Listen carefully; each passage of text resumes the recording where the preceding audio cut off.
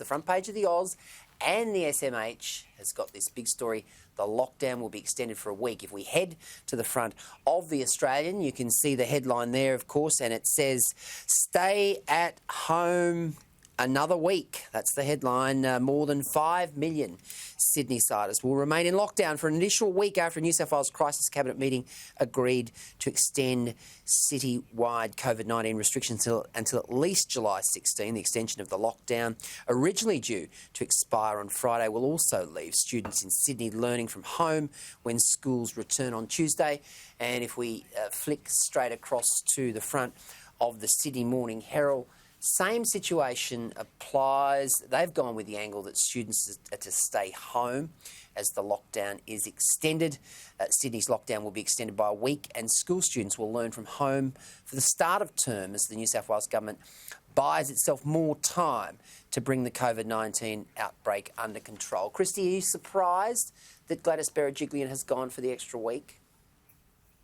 I'm not surprised she's gone for the extra week, but what I am also unsurprised about is Premier Berejiklian's willingness to get on and consult with industry after just 2 weeks of the economy being locked down somewhat, something that she has resisted. I see she's called in heads of airlines, banks, and of course Rob Scott, who has been a standout hero of corporate Australia this year, talking against the Andrews government and their disastrous or lack of consultation with industry.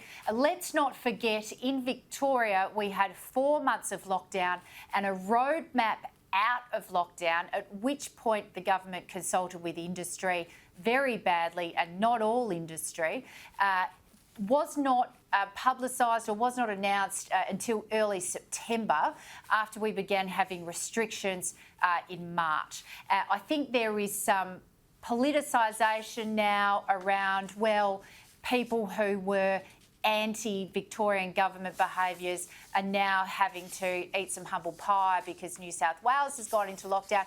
It is not the same. I see Gladys Berejiklian taking very, very considered steps to engage with industry very early, and there are no preposterous announcements such as people not being able to go outside their home past 8 p.m. for unknown reasons.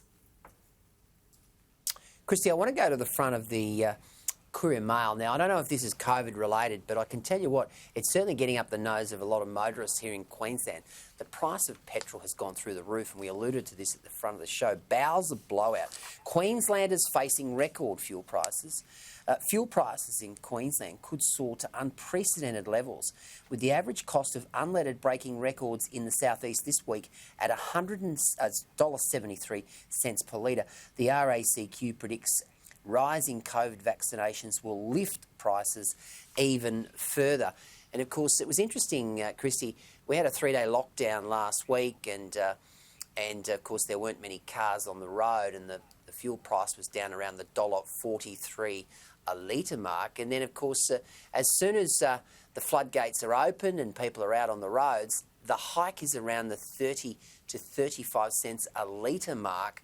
I mean, there's been inquiry after inquiry into so-called cartel-type operations from these fuel companies, but this is outrageous.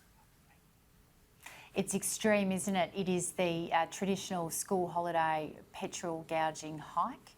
And of course, companies that engage in this behaviour will have valid reasons for doing so, and we know what all those reasons are given to media who make inquiries.